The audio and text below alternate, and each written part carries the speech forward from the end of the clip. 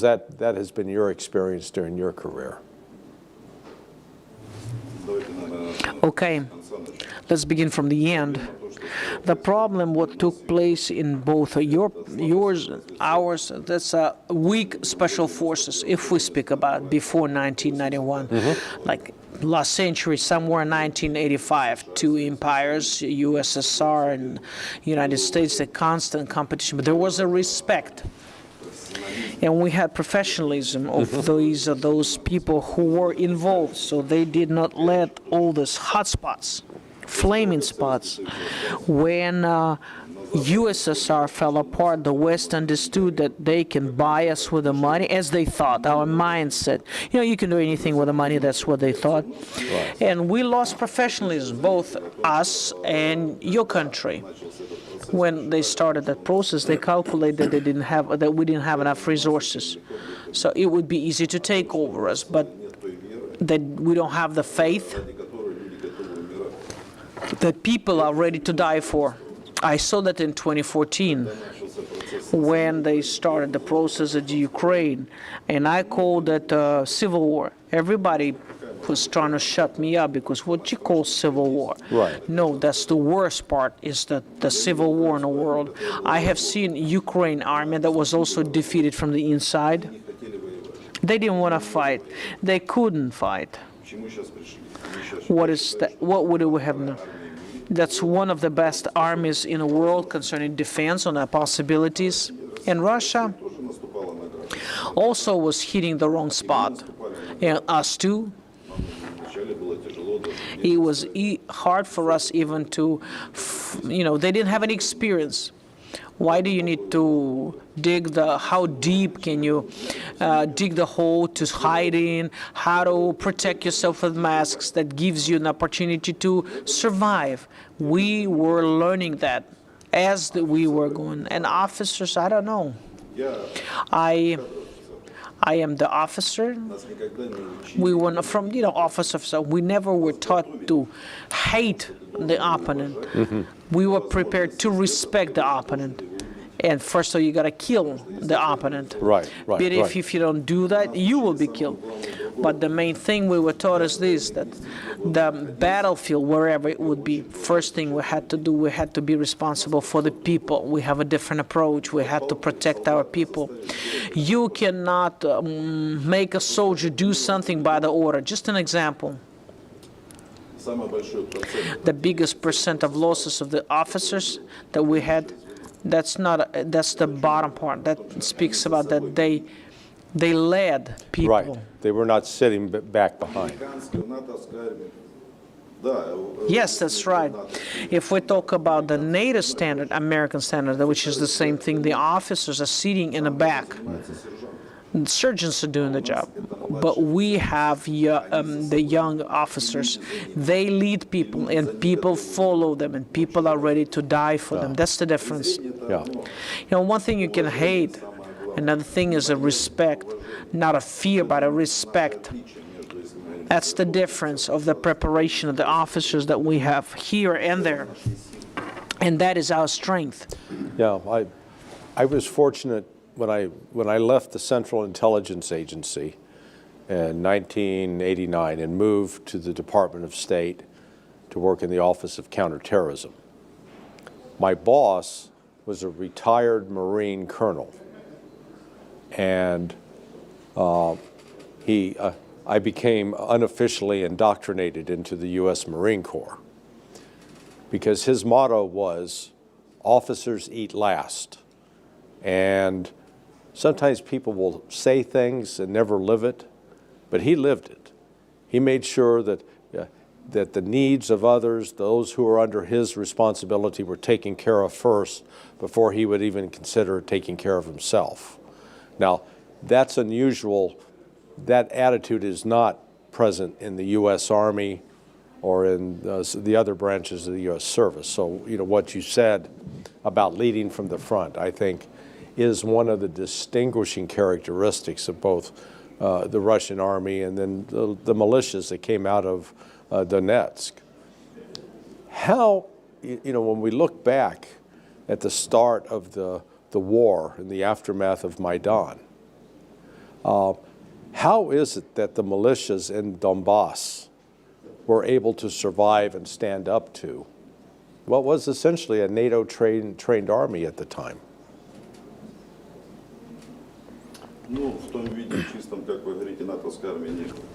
No, it was not a pure NATO army. They had instructors, yes, non-officially they were there.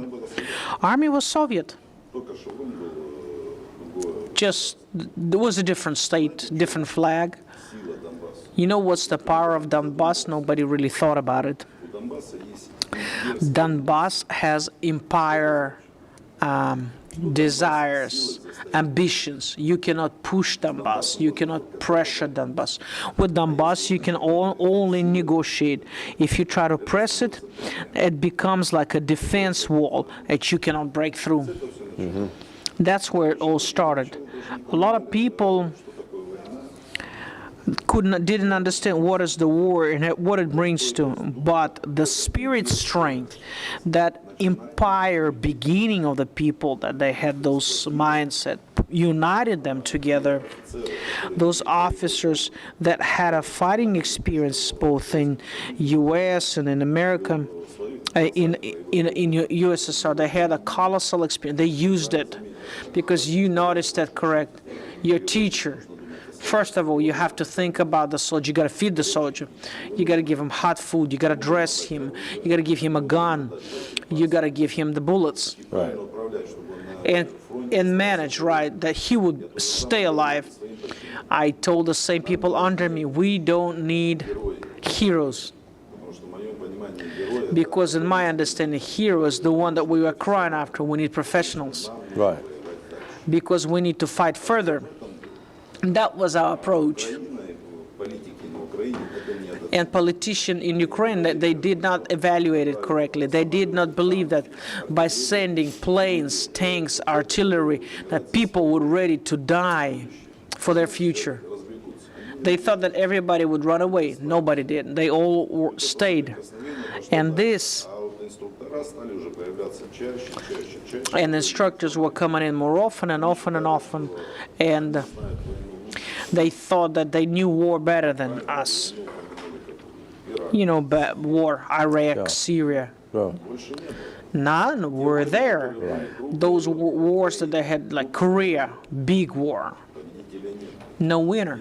Vietnam, in a way there were no winners, but they made a decision to leave Vietnam. No, Afghanistan, what it was just aviation, artillery, killing and the squares, all that was moving around alive. Then you had the regular infantry coming in. If they cannot come in, then they bomb again. So that's the war. And that's a different war here. Again, I repeat, in America, people have to understand that we have empire ambitions. No, the people from Donbas have it. And that's why they hated us all the time in Ukraine. They always wanted to put us on our knees. There's two things in Ukraine. There's West Ukraine and Donbas. Yeah. Always hitting each other, hit each other on the head. Those two imperialistic conditions of ambitions. We don't want what they have, but they want what we have. So let's talk about different things. You are mentioning, if I can, that you mentioning that West always wants to fight, and they, in any case, try to do so. And it's possible to do it in Ukraine. I see that the clock of the judging hour comes close to 12 to noon. That's truth. So the speeches that they give by your president, I will supply tomahawks, I won't do that. Right. This or that. The speeches by your generals, that we cannot fight, that we cannot move, you can win over us. Speeches that nuclear weapon is okay. And those statements, these are, just like local things. And a question to you, as to the person who lives inside U.S., you are in that soup, right, in that salad. Why does your president make such statements? Does he want our President Putin to act decisively? What do you think? It's founded in ignorance. the ignorance, you know, the American people generally, they're decent people, but they are not well educated, and they don't really have a good understanding of the world.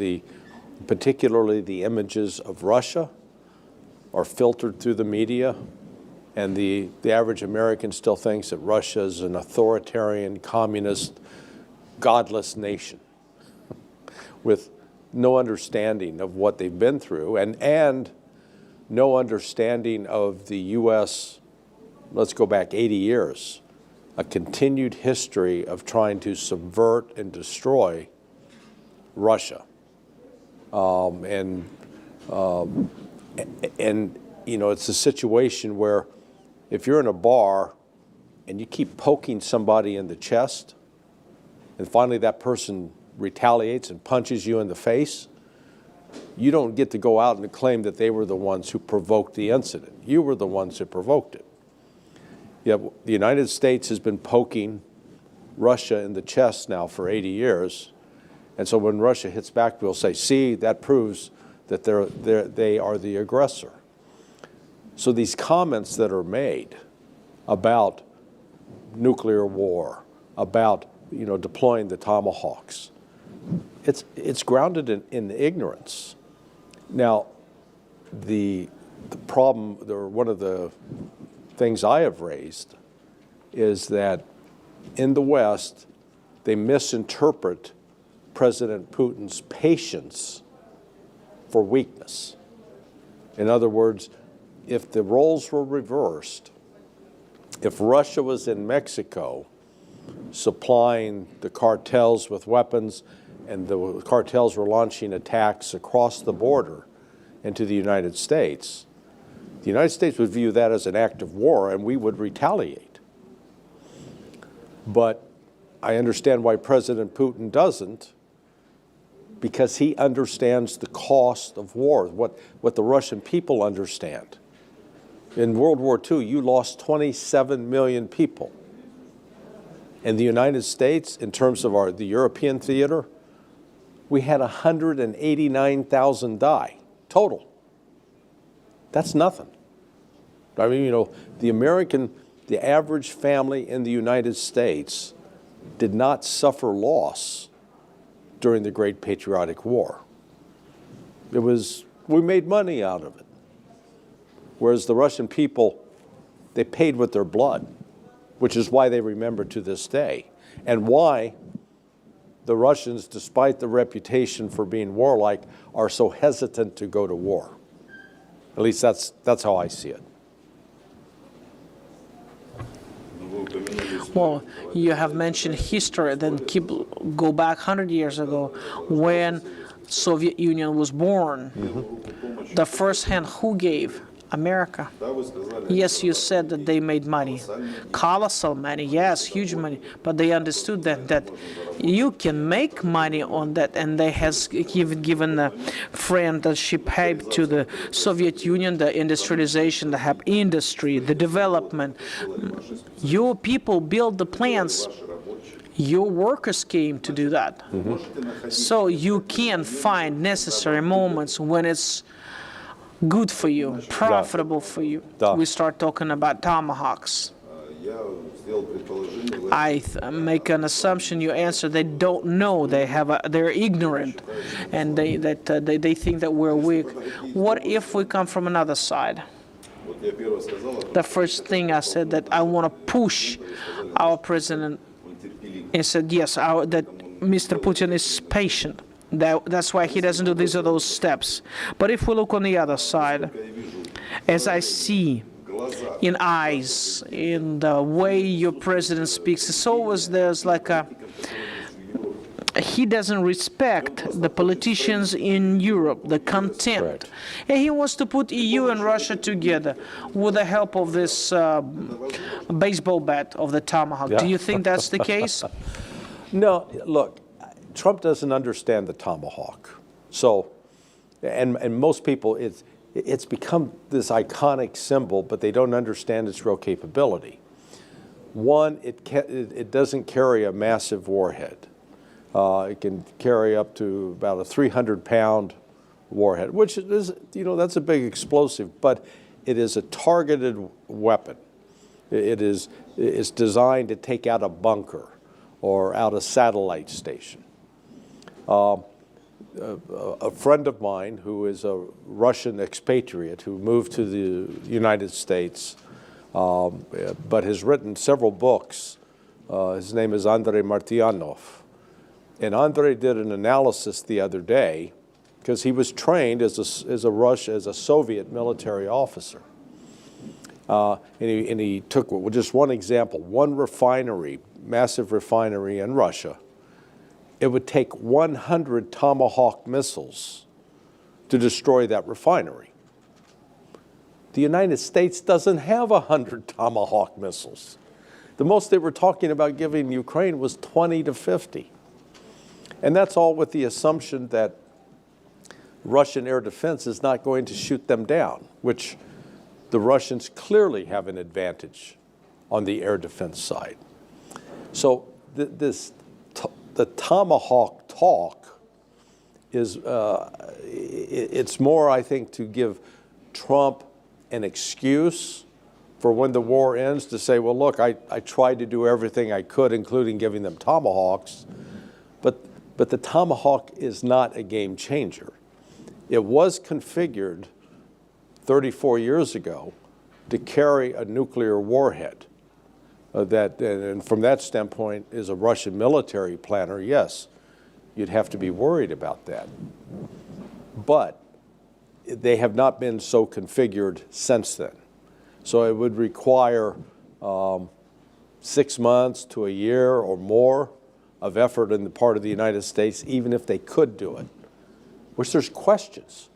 Because as we've seen, the United States cannot do massive production of HIMARS or of TACAM missiles or M1 Abrams tanks or 155 millimeter artillery shells. This special military operation has exposed the lack of strategic depth on the part of the U.S. military industrial complex. You think that their mindset is they think quicker than the industry? I think what? That their industry thinks better and faster than the military? Oh, that no. the special... No, what has happened is over the course of the last 50 years, the United States has deindustrialized. And I used the illustration of I graduated from high school, well, now 52 years ago. Well, when I graduated from high school, my father worked in a steel plant. He was a foreman. And my other friends, their fathers also were employed in either steel plants, plants that made agricultural products, harvesters, tractors, automobiles, Standard Oil refinery. Those industries that existed in my hometown, and it was outside of Kansas City, Missouri, Independence, Missouri, the home of Harry S. Truman, they're all gone. They don't exist anymore. So it's like, it's one thing to say, okay, yeah, we would want to build certain weapon systems, but we don't have the factories to do it. As they tried to ramp up with the 155 millimeter shell. They haven't been able to do it. They can't even produce enough in a month that would sustain Ukrainian operations for a week. So this is, we in World War II, Russia and the United States, they had the same capacity to produce tanks. The United States, the Sherman tank, and the Russians, the T-34. Today, the United States doesn't have that capability. And I don't know if that's appreciated in Russia. Of course, we know about that. The direction that we took about concerning the weaponry, yes, it was for the places, for points. You didn't have to have a lot of these bullets. You just had to make them necessary, available to knock out this or that station. It's a problem for everybody. It was a problem for everybody, for both countries. First, in the beginning of 2000, we thought that experts were writing. They were saying artillery survived, we don't need it, we just need rockets, and the war will be two types, nuclear or like a small missile on a local area. Correct. That's it. So these plans were ceased to exist. They stopped making tanks, no need of tanks, but the war, this war that takes place now in Ukraine has proved the mistakenness of thinking. You need artillery.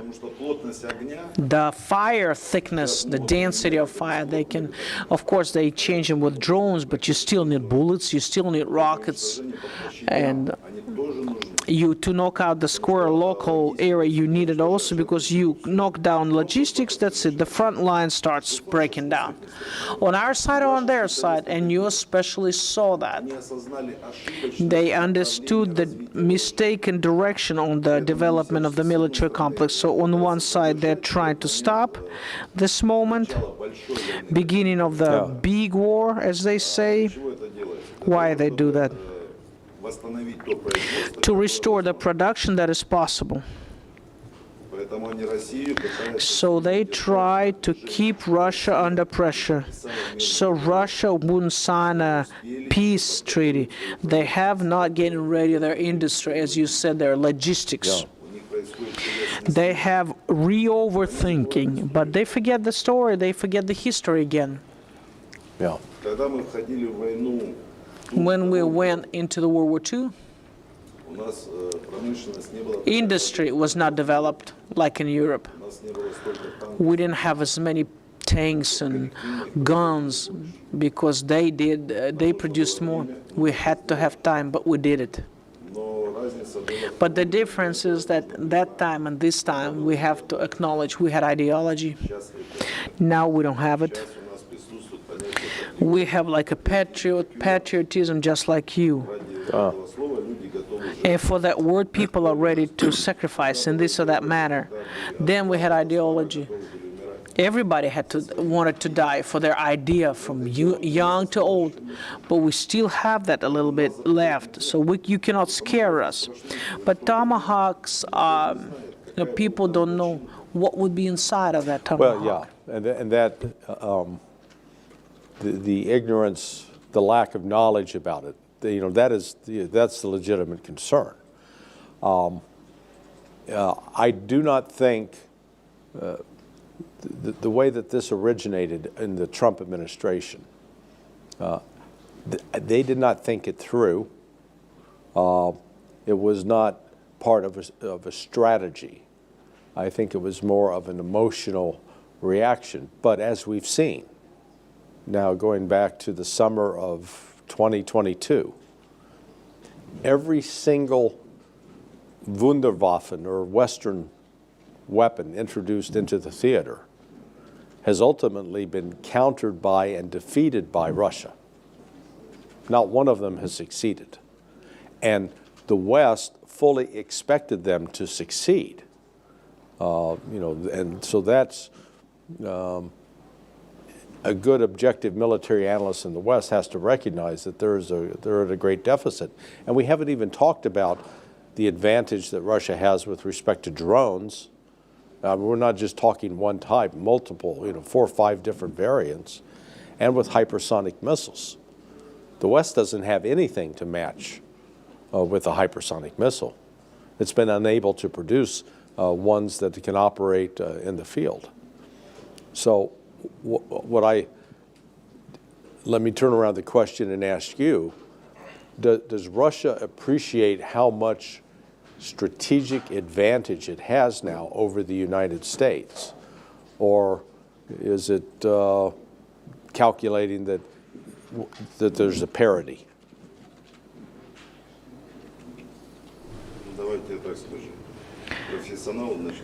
Let me say it this way. The professionals are coming back. And if the profession does analysis due to the data that coming in from the spies, from the special services, they can forecast when the enemy can do this or that, perform this or that types of weapon. We're getting ready for that. We constantly perfect what we have. We are not stop at one spot. We don't believe that the advantage that we have is going to be forever. Right. What's the America problem? America believes that what they have, the advantage they have, hey, nobody can take over them. Correct. And the development that they had to invest, they stopped investing. It's none there. And it's hard to catch up. They can't catch up because new physical substances that, or chemical, with materials that we have, at the speeds and the temperatures that we have, they cannot bring to a logical end. So that's the difference. Yeah. We look ahead. Just recently, we had our president state that soon you will hear about the new types of weapon that uses. Everybody was laughing in 2018. Pictures. But these pictures exist in reality. They are not on a theory, they're not on paper. You can go touch them. And that happens constantly. Yeah. But we do that for, we don't want to attack. We want to be safe. The rhetorics that mass media does from U.S. We want to attack. This is a bear. This is the worst animal. Right. By the way, you know why we have a symbol as a bear? No.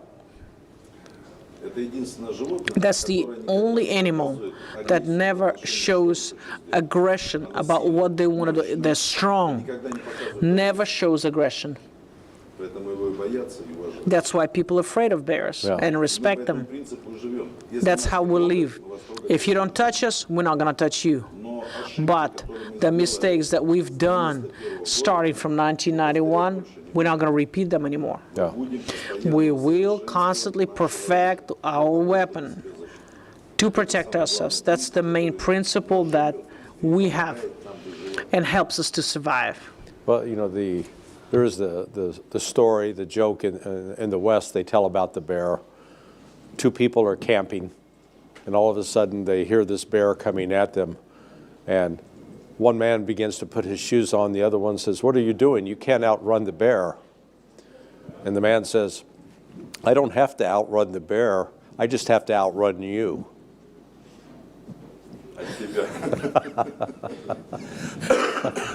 So, Larry, so the question for you,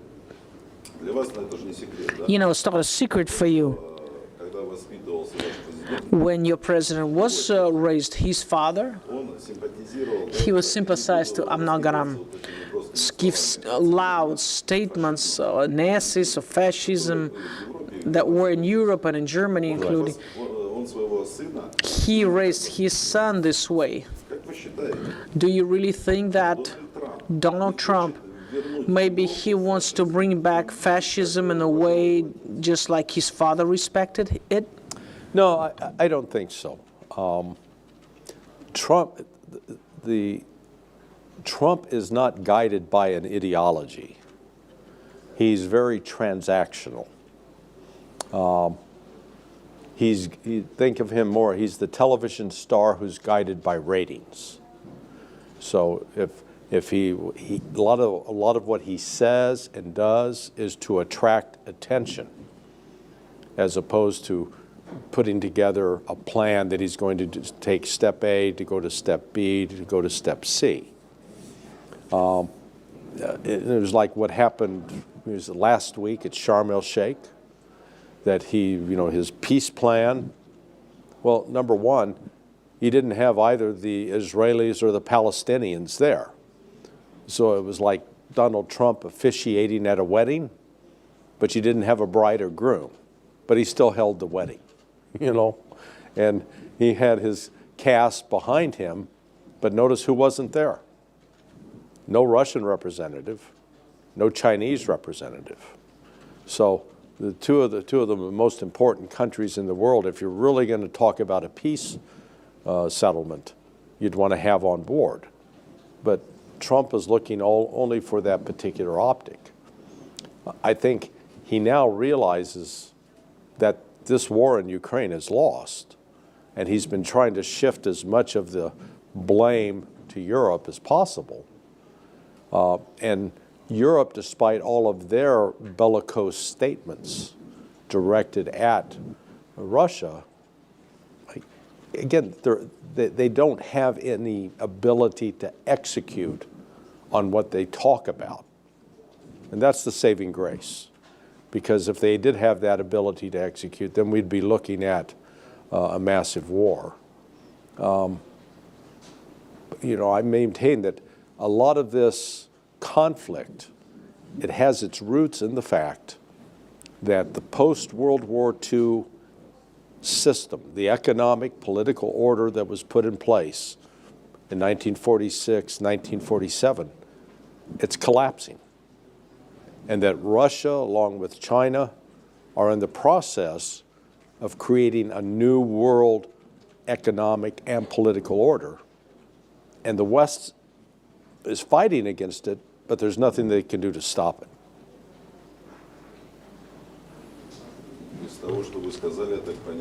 From what you said, the problem is of a current administration that they think with the categories of tactics, not strategy. Absolutely, absolutely.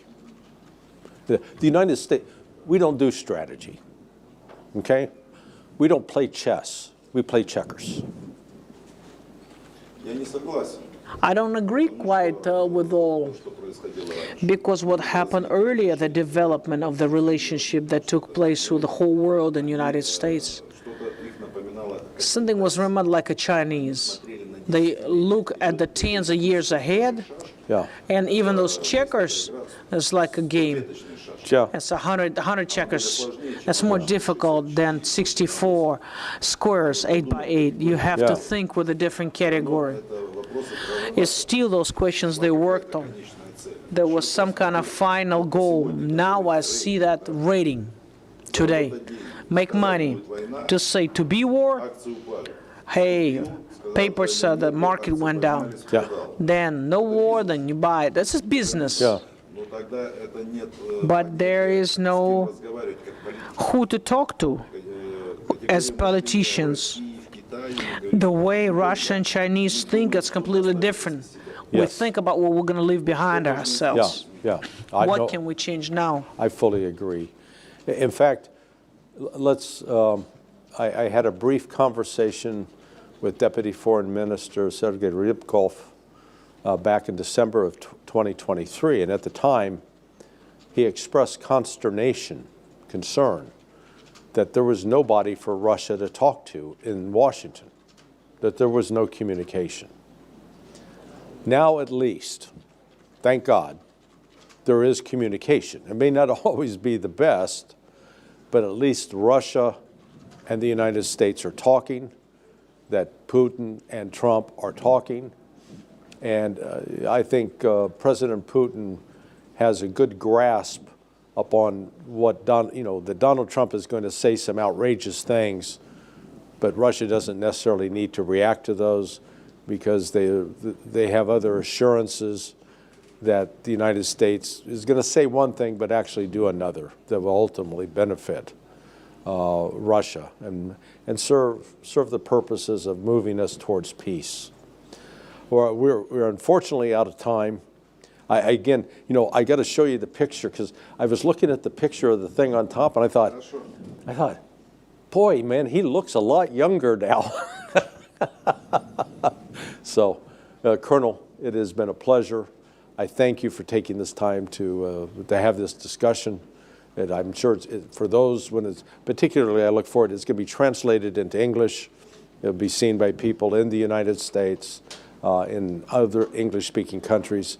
And I think they'll develop a greater appreciation for what has been taking place in the Donbas and what's taking place with Russia. On behalf of the International Unity Club and TASS, thank you so much. Thank you for your words, for your kind words in the end. For your listeners, I want to add something else, that people in Russia, they think that we need to be friends. This last thing that your president stated concerning to have a tunnel between Alaska and Chukotka. In one way, I discussed that at one time with Dmitry Widrin. We have this political consultant, one of the best ones, I think, presently in the post-Soviet area. He offered that to Elon Musk. Elon Musk said offer next, and your president voiced it. That says that we want to be friends with you. I understand it might not be a very, very close friendship, but to create terms and conditions that we will exist comfortably. Thank you for your time. Thank you, sir. Thank you. Спасибо.